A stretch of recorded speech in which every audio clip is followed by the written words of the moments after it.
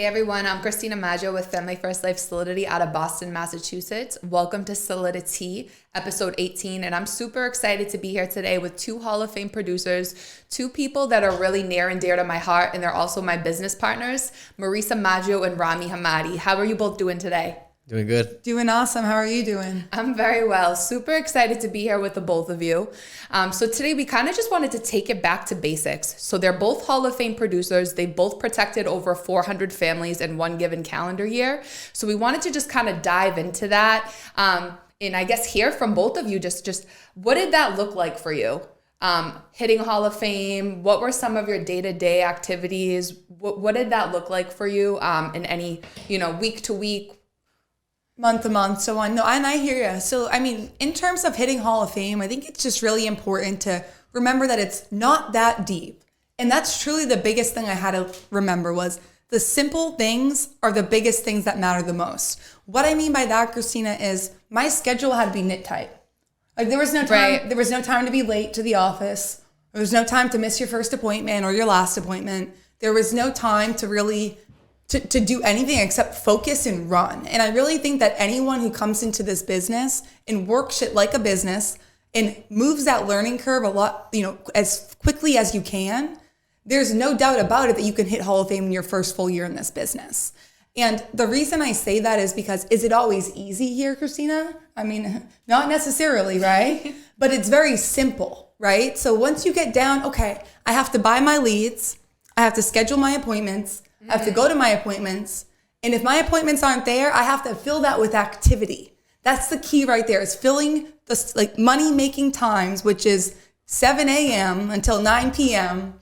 Those time blocks, they're money-making activity time blocks. So really just making sure that my schedule was knit tight. Again, I didn't have time to be late. I didn't have time to make excuses. And, I remember even one day, it was like right before I hit Hall of Fame. I'll never forget this.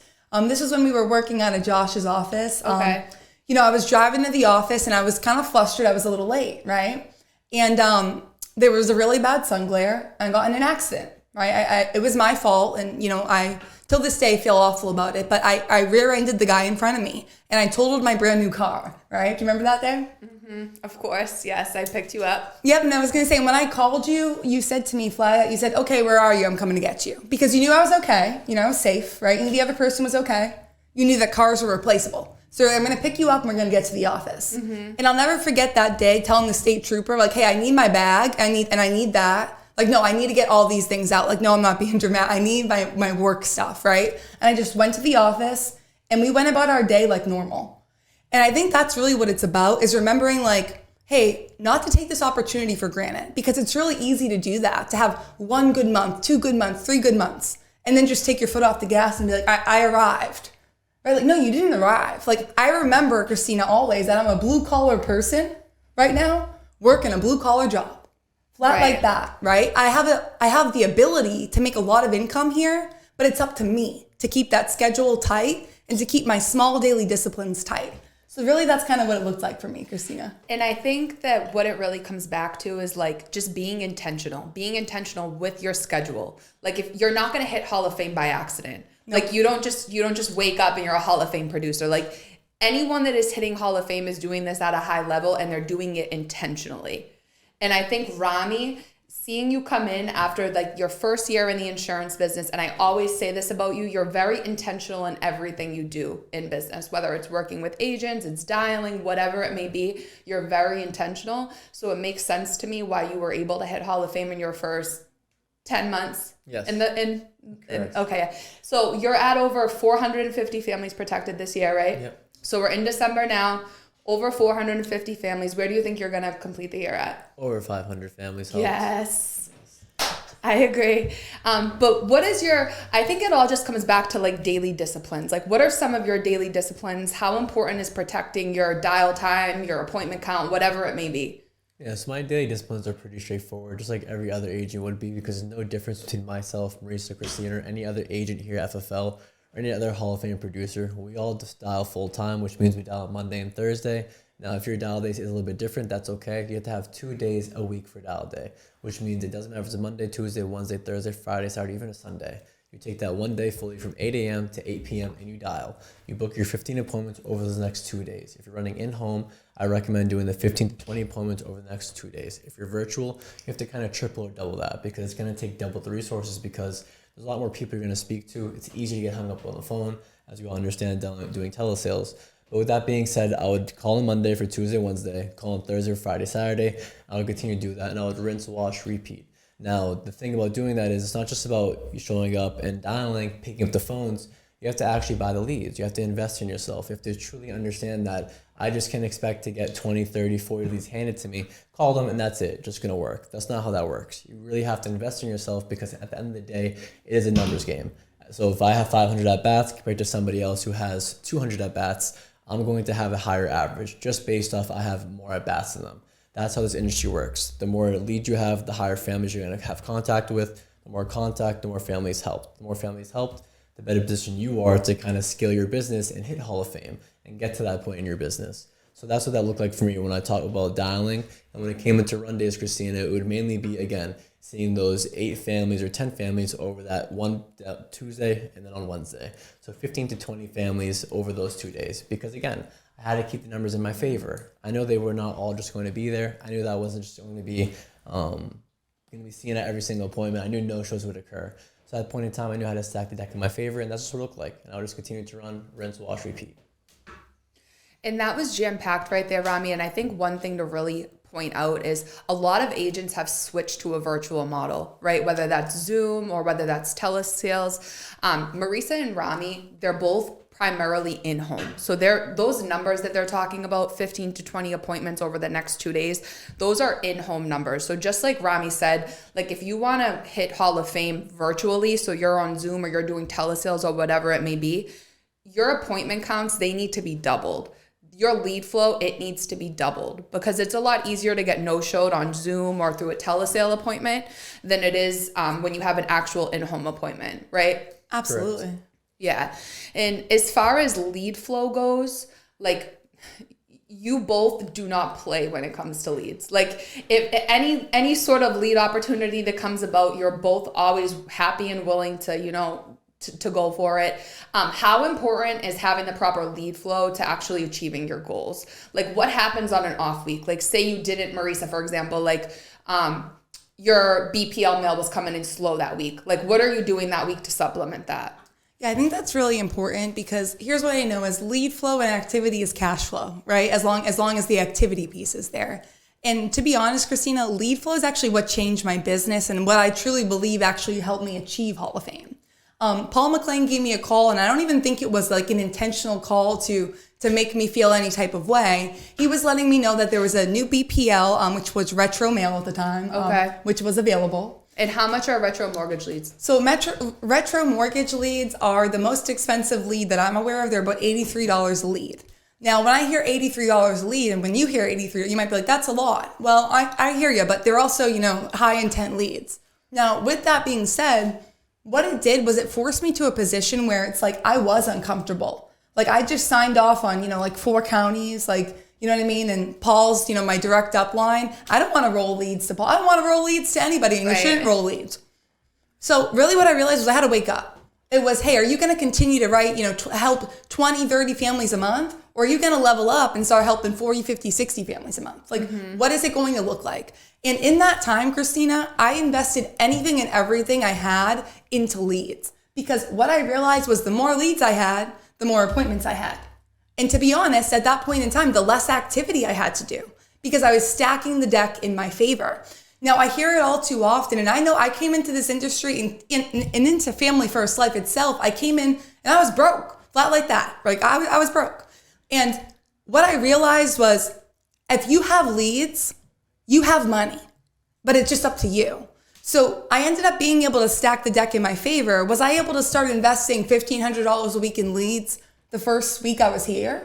No, about $250, $500, I think was my first lead investment.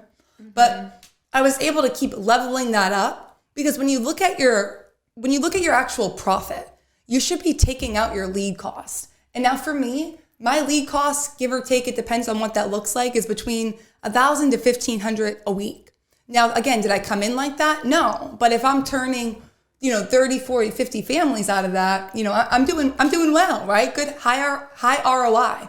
So to answer your question, Christina, because I do have a lot of BPLs, which is just reoccurring mail on, what I do is I stock the CRM. Whether I have BPL leads or I don't have BPL leads, I stock the CRM, my alerts are on. So I'm extremely intentional about making sure if there are CRM leads that are 1 month, 2 month, 3 month, that I'm grabbing those like before anyone else does. I literally check it like 4 or 5 times a day. So the biggest thing I do is supplement, because all I want to make sure, Christina, is going into my dial day that I have 100 brand new leads that are new to me. Meaning they could be 3-month-old leads, but they're new to me. So it makes them new, right? So 100 brand new leads to me each and every dial day. And the way that I do that is supplementing through the CRM, whether that be 1 month, 2 month, 3 month final expense, mortgage, or that be 1 month, 2 month, 3 month internet. It doesn't matter. I'm always supplementing, because the great thing about our CRM here at Family First Life is it's stacked. There's literally not a state that I know of at this point in time that you can't get leads. Like, it's just stacked. So if you have a lead program on that's reoccurring, seriously, it should be reoccurring. But if it's not reoccurring and not yielding the volume you need, you have to supplement that with something else, whether that's Facebook final expense, or for me, that's typically CRM, internet, mortgage, final expense. I think that when we look now at all the various lead options Family First Life has, it's crazy, like how far they've come since we've been here for about I've been here for about 3 years now. And just to look at what lead flow looked like then compared to now, and the amount of options that agents have, it's literally mind blowing. And I think if you talk to any Hall of Fame producer, they're all going to tell you that they have some sort of consistent lead flow coming in. Do most if not all of them probably supplement with the CRM, just like Maurice is talking about? Absolutely. But they all have some sort of reoccurring lead order each week, whether that's Facebook final expense leads, it's the new real-time leads, it's mortgage mail, it's mail drops, whatever it may be. And the reason for that is because if you have a reoccurring lead order on, like, you have to work, right? Yeah. Like, you have to work. Like, Rami, what would happen if you just stopped working for 3 weeks with your reoccurring BPLs and whatnot that you have on? Like, what would that look like for you? My bank would be significantly less every week, per se.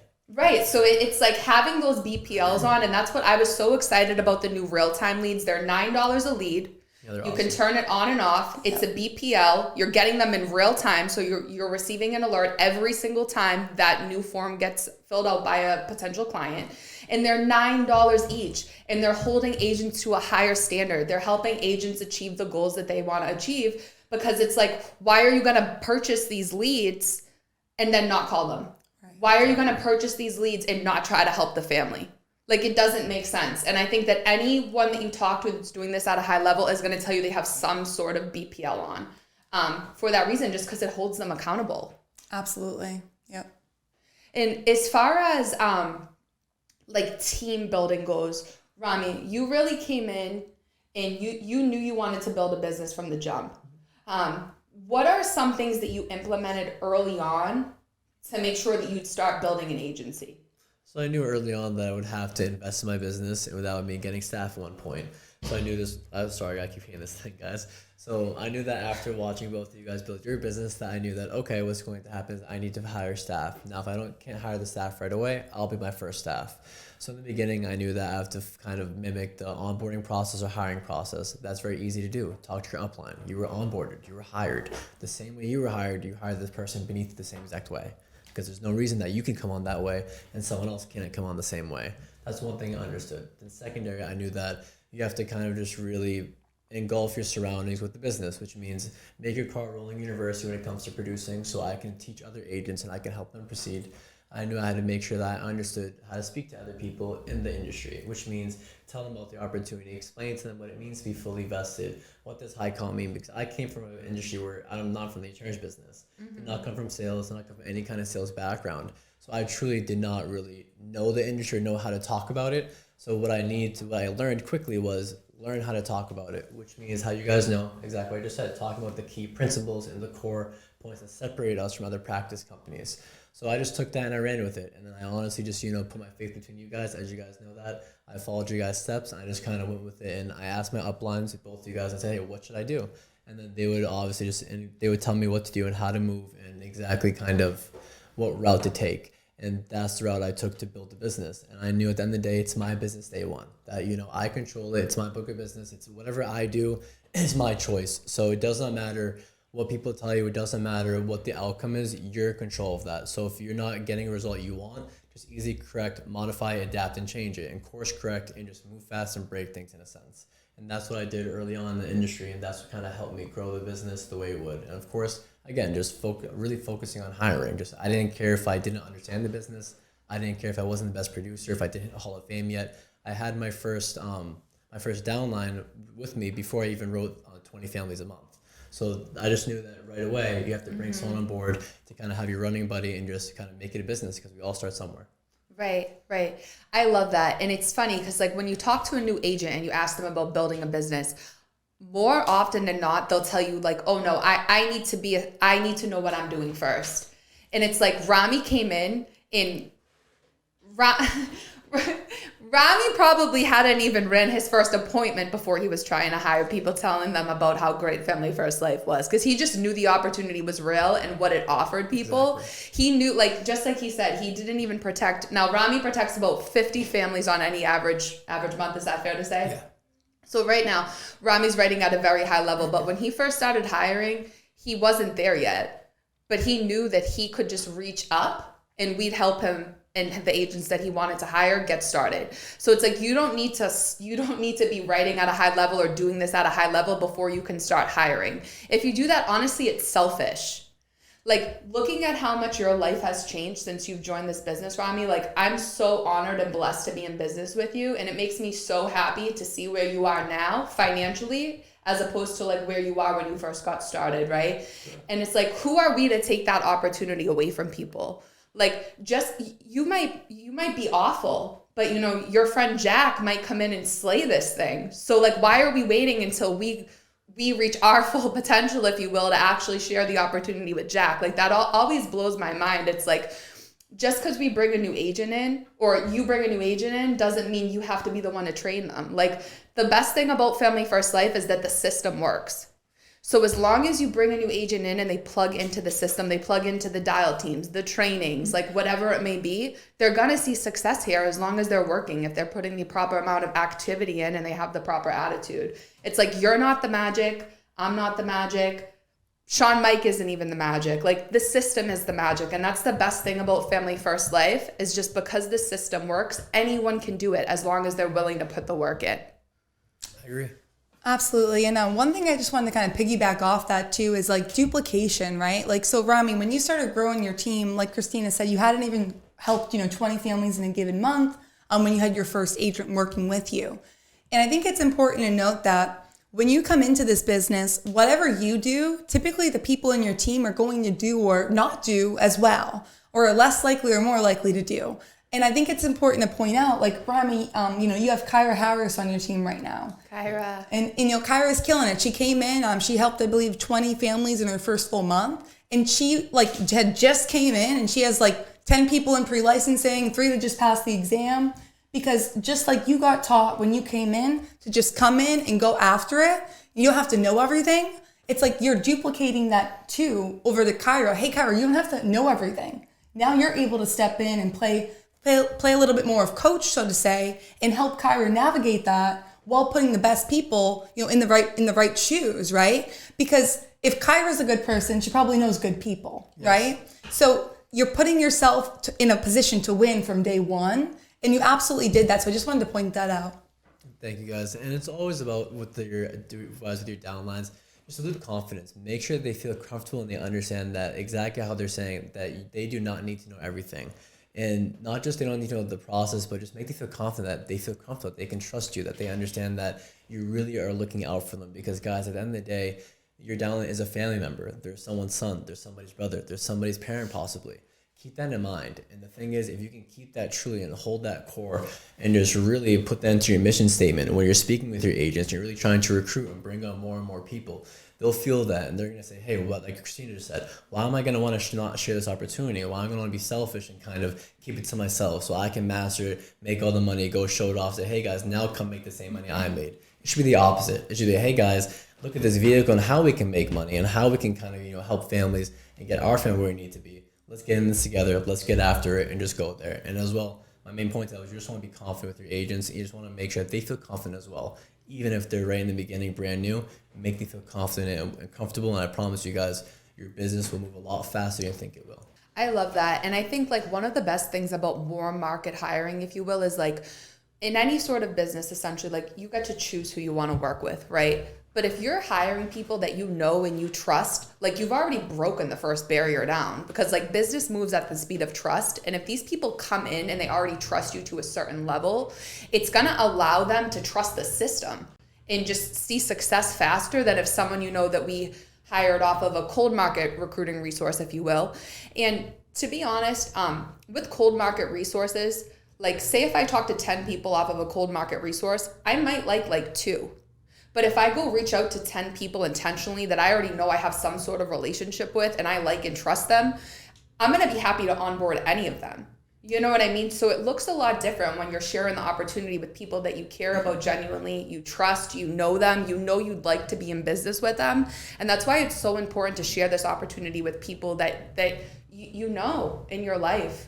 Yeah, and to be honest, I just want to speak to that really quickly. So of course, if you don't know, now you'll know Christina's my sister. So bringing my sister into the business, it's I wanted to make sure she was in the best vehicle that she could be in, right? Rami's my boyfriend, not since Family First Life, since before Family First Life. So I wanted to make sure he was going to be in the best vehicle. If I didn't, in my heart of hearts, feel that, I wouldn't have been able to confidently bring them in and be let's do this thing. And it gets that much more exciting because now not only are you building it, doing it yourself, you're building it with other people around you and you're all excited together. Mm-hmm. Can there be ups, high highs, and low lows? No, because we all know we have to keep that medium tempo, right? We know we can't be up here. We also know we can't be down here because neither one of them work. But when we're all aligned in this, we're all on the same page, if you will. We're all getting on the dial team. We're all in sync about the team calls. We're all intentional about what trainings we're putting out. We're intentional about getting to our appointments. We're intentional about reaching out for help, right? It's when we're all able to do that together as a team effort, it just feels that much better. And now you might be thinking, well, I don't have a sister and a boyfriend or girlfriend or brother or a sister, whatever it might be that I can bring on board. That's great. Neither did I when I first, came in, but this is what it looks like now. So set yourself up in the beginning to have small wins through your activity. And it's going to be attracting to other people. Like Christina, I linked my bank account with my sister on purpose. And Christina, how long did it take you to come over here? 2 years. Why? Because I was just so tainted by the previous companies that we had worked with. I wanted nothing to do with the insurance industry.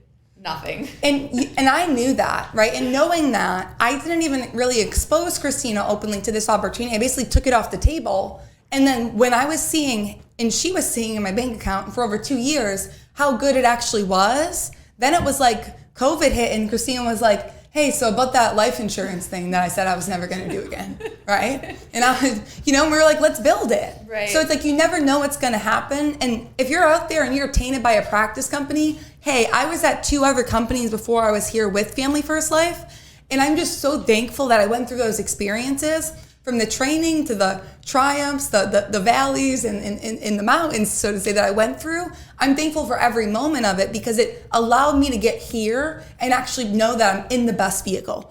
I'm not at all confused. I don't second guess, is this the best place to be? I'm certain it is the best place to be. So I wanted to throw that in there because when you're working with your loved ones, it makes you that much more accountable and also makes them that much more accountable. We don't want to let each other down, not just ourselves, but each other, right? And that's huge. So just wanted to point that out. No, 100%. And thank you for pointing that out because that really is huge. And Trey says it all the time, you don't have an agent until that agent hires an agent. And it's so true because that accountability piece comes with it. And especially if the agent is a warm market person, you don't want to let down someone that you truly care about. You just don't. And I think that's why us 3 work so well together because we do all hold each other accountable to such a high level. So thank you both for helping me be a better person every day, helping me just get better daily and working towards growing as an agent, as a leader in my business, just everything. I appreciate you both so much. Thanks for being on with me today.